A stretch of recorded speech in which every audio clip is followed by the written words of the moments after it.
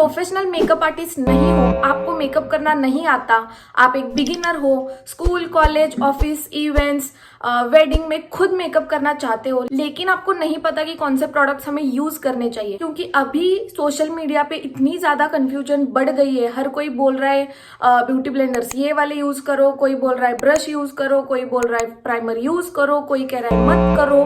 तो बहुत सारी कंफ्यूजन एज अ बिगिनर सबको हो जाती है। इस वीडियो में स्टेप बाय स्टेप मैं सारे प्रोडक्ट्स आपके साथ शेयर करूंगी, क्योंकि एज अ बिगिनर मैं भी वही मेकअप प्रोडक्ट्स यूज करती हूँ, जिससे आपके पैसे भी बचेंगे, टाइम भी बचेगा और आपका मेकअप भी बहुत अच्छा बनेगा। ये वीडियो थोड़ी सी लंबी हो सकती है, लेकिन जब आप वीडियो पूरी देखेंगे, ट्रस्ट में आपको मेकअप से रिलेटेड कोई भी कंफ्यूजन नहीं होगी। Now without any further ado, let's get started. Hi you guys, welcome to my channel. I am Swapnita and I make videos of fashion, beauty and lifestyle जो बहुत ज्यादा रियलिस्टिक होती है। रियलिस्टिक मेकअप की फर्स्ट स्टेप होती है skin preparation. अगर हमारी स्किन प्रिपरेशन अच्छे से नहीं हुई हो तो मेकअप का बेस जो है वो अच्छा नहीं होता। तो स्किन प्रेप करने के लिए दो चीजें बहुत ज्यादा इंपॉर्टेंट रोल प्ले करती है। First one is moisturiser and second one is sunscreen. अगर आपकी स्किन बहुत ज्यादा ऑयली, एक्ने प्रोन या कॉम्बिनेशन है तो आप जेल बेस्ड मॉइस्चराइजर्स ट्राई कर सकते हो। ये कुछ ऑप्शंस आप ट्राई कर सकते हो। ये बहुत अच्छे मॉइस्चराइजर है एंड बजट फ्रेंडली भी है। अगर आपकी स्किन बहुत ज्यादा ड्राई है तो आप क्रीम बेस्ड मॉइस्चराइजर्स यूज कर सकते हो, जो आपकी स्किन को बहुत ज्यादा हाइड्रेशन प्रोवाइड करते हैं and that's why your base will become so much glowy, dewy and smooth. Second, sunscreen. अभी मार्केट में एक अच्छा सनस्क्रीन ढूंढना is a very big task, I know that. अगर आप इवनिंग में या नाइट में मेकअप कर रहे हो तो आप सनस्क्रीन यूज ना करें तो चल जाएगा, लेकिन अगर डे इवेंट्स पे आपको मेकअप करना है then sunscreen is must guys, वरना आपकी स्किन बहुत ज्यादा टैन हो जाएगी। अगर आपकी स्किन बहुत ज्यादा ऑयली, एक्ने प्रोन या कॉम्बिनेशन है तो आप light weight and mattifying sunscreen use कर सकते हो। अगर आपकी स्किन बहुत ज्यादा ड्राई है तो आप hydrating and cream based sunscreen try कर सकते हो। याद रहे, जब भी हम एक सनस्क्रीन खरीदे उसमें water resistant, sweat resistant properties होनी चाहिए। ब्लू लाइट प्रोटेक्शन की प्रॉपर्टी हो या ना हो वो चल जाएगा, लेकिन बाकी दो कंपलसरी है। उसका एसपीएफ कम से कम 30, ज्यादा से ज्यादा एसपीएफ 50-60 चल जाएगा एंड पीए ट्रिपल+ होना ही चाहिए। 4 टाइम प्लस हो तो और भी ज्यादा बढ़िया है। Third step is primer. अभी लोगों ने प्राइमर को इतना ज्यादा बड़ा चढ़ा के रख दिया है कि सबको लगता है कि विदाउट प्राइमर हमारा मेकअप हो ही नहीं सकता है, लेकिन ये झूठ है। ट्रस्ट मी, मैं आपको सब कुछ सच सच बताऊंगी इस वीडियो में। आपकी स्किन बहुत ज्यादा ऑयली है, आपके फेस पे बहुत ओपन पोर्स की प्रॉब्लम है, तो आप प्राइमर यूज कर सकते हो। प्राइमर का मेन काम क्या होता है? प्राइमर नेचर में थोड़ा सा स्टिकी होता है, तो जब आप प्राइमर यूज करते हो आपका जो फाउंडेशन है वो आपके फेस से स्टिक हो जाता है and that's why your makeup become long lasting. Second thing, अगर आपके चेहरे पे बहुत ज्यादा ओपन पोर्स है तो जब प्राइमर आप लगाओगे वो प्राइमर आपके ओपन पोर्स में जाके सेट हो जाएगा। That's why you get amazing smooth skin.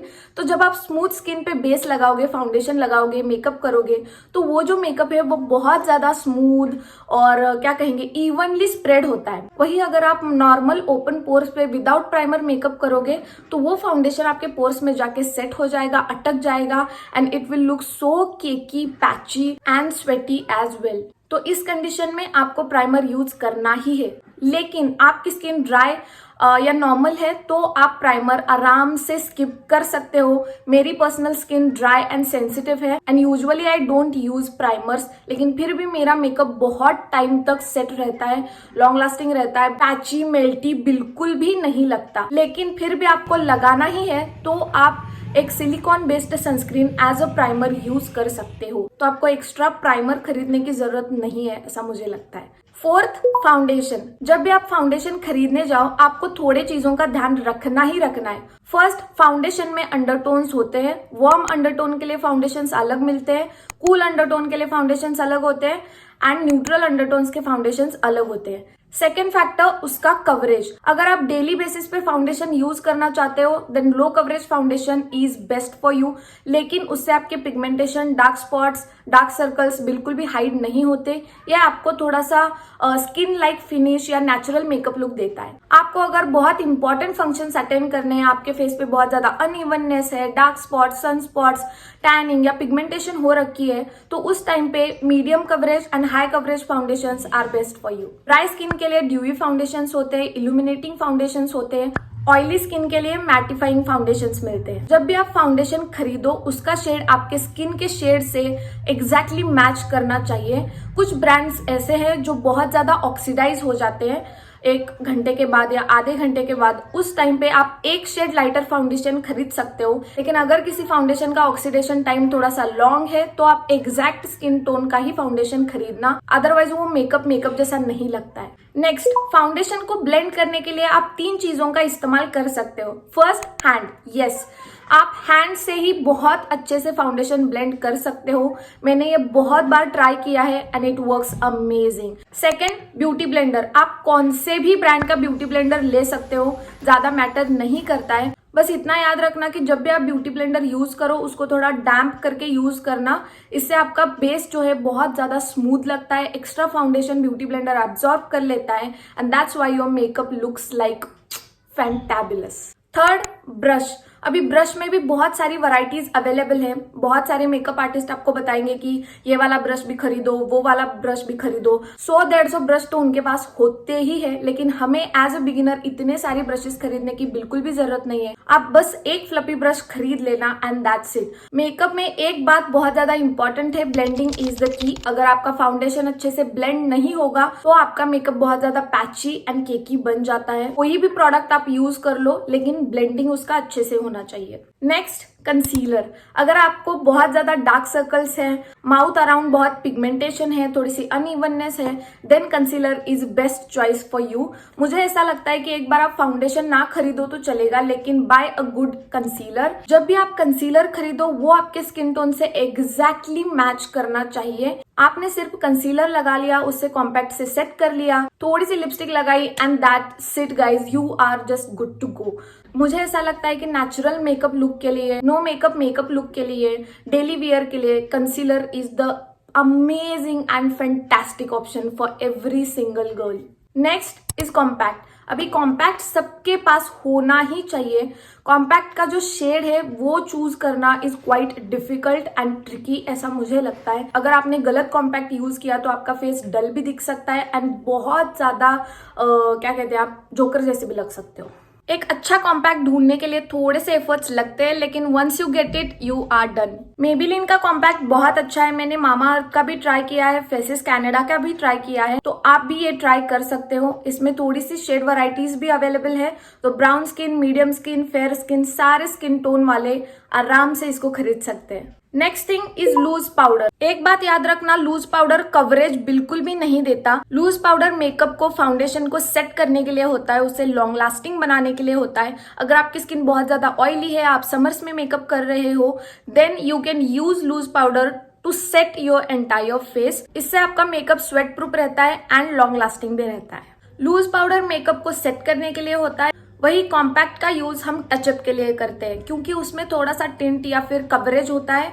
इसलिए जब भी आप पूरा मेकअप करो, थोड़ा सा टचअप के लिए, फ्रेशनेस के लिए आप कॉम्पैक्ट को यूज कर सकते हो। Next thing is lipstick. Obviously हम लिपस्टिक के बिना नहीं रह सकते, तो मुझे ऐसा लगता है कि लिपस्टिक हमारे पास होनी ही चाहिए। बस मैं एक ही टिप आपको दूंगी कि जब भी हम बड़े बड़े लिपस्टिक्स खरीदते हैं अच्छे ब्रांड्स के, तो उसमें हमें मिनिमम 250 या 400 रुपीज लगते हैं। वही एक लिपस्टिक हम हर रोज नहीं लगाना चाहते। We need more varieties. तो आप हर एक वैरायटी में 400, 600, 500, 300 इन्वेस्ट नहीं कर सकते।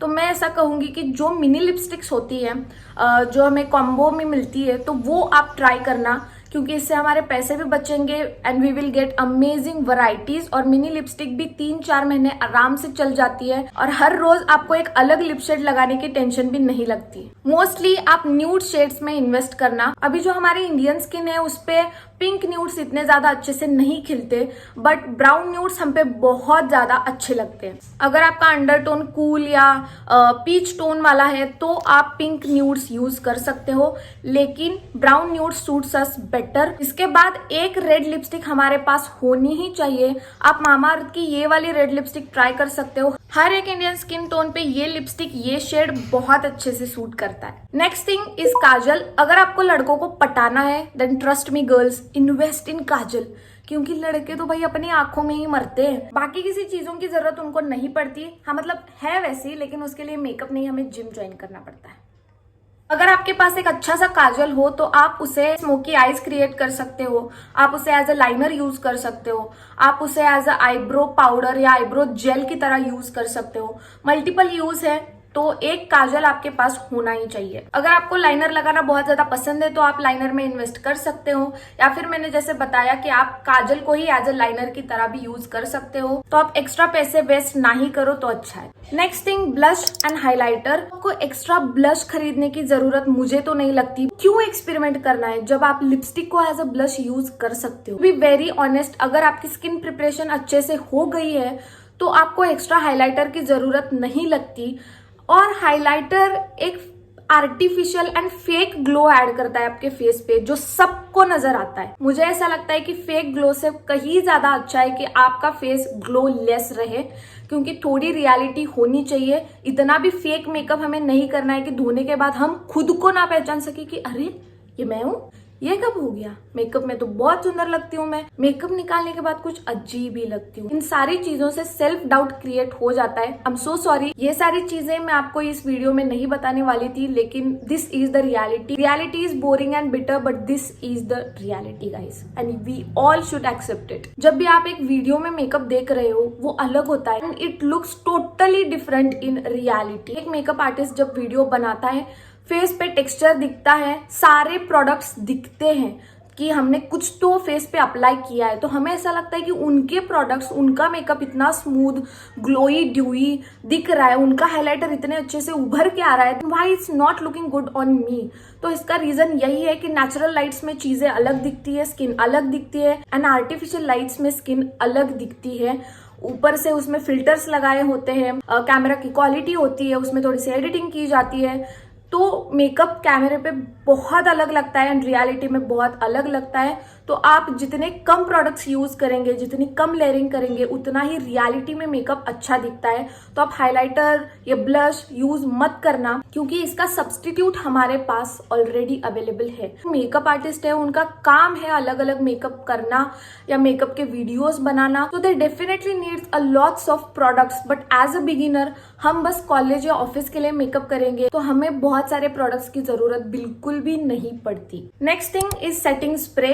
अगर आपको आपका मेकअप थोड़ा सा लॉन्ग लास्टिंग बनाना है, आप 5-6 घंटे कहीं बाहर रहने वाले हो, बहुत ही इंपॉर्टेंट फंक्शन है जैसे कि वेडिंग है या फिर फेयरवेल पार्टीज है, तो उस टाइम पे आपको बहुत ज्यादा टाइम वहां पे लग जाता है। तो ऐसे टाइम पे आप एक अच्छा सेटिंग स्प्रे यूज कर सकते हो। मैंने personally Blue Heaven, Mars and Nyx का सेटिंग स्प्रे यूज किया है एंड ये बहुत अच्छे है। आपका जो भी बजट है उसके हिसाब से आप कोई भी प्रोडक्ट खरीद सकते हो। रही बात एक आई शेडो पैलेट की, तो मैंने जैसे बताया कि आप लिपस्टिक को ही as an eyeshadow use कर सकते हो।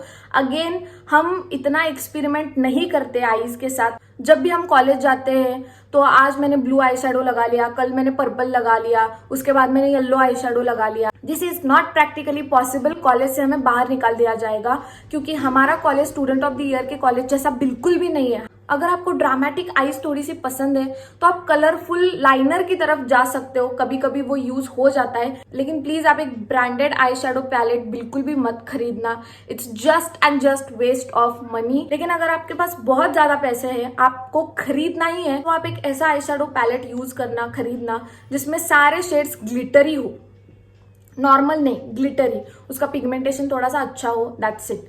क्योंकि नॉर्मल शेड्स लिपस्टिक में भी होते हैं, वो आप यूज कर सकते हो, और ग्लिटरी शेड्स जो है वो नाइट टाइम पार्टीज पे या फिर थोड़ा सा ग्लैम मेकअप लुक के लिए परफेक्टली जाते हैं, तो आप वो यूज कर सकते हो। और जब भी थोड़ा सा खास फंक्शन होता है then we always try smoky look. Smoky look create करने के लिए आपके पास बस एक काजल होना चाहिए, दैट्स इट।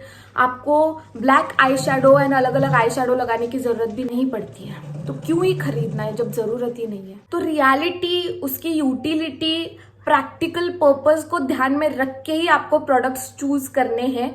कोई और इन्फ्लुएंसर या फिर कोई मेकअप आर्टिस्ट यूज कर रहा है, इट डजंट मीन कि हमें भी वही प्रोडक्ट यूज करना है। मुझे लगता है जितनी हो सकती है उतनी रियल चीजें मैंने बताने की कोशिश की है। अब it's all up to you कि क्या खरीदना है और क्या नहीं खरीदना है।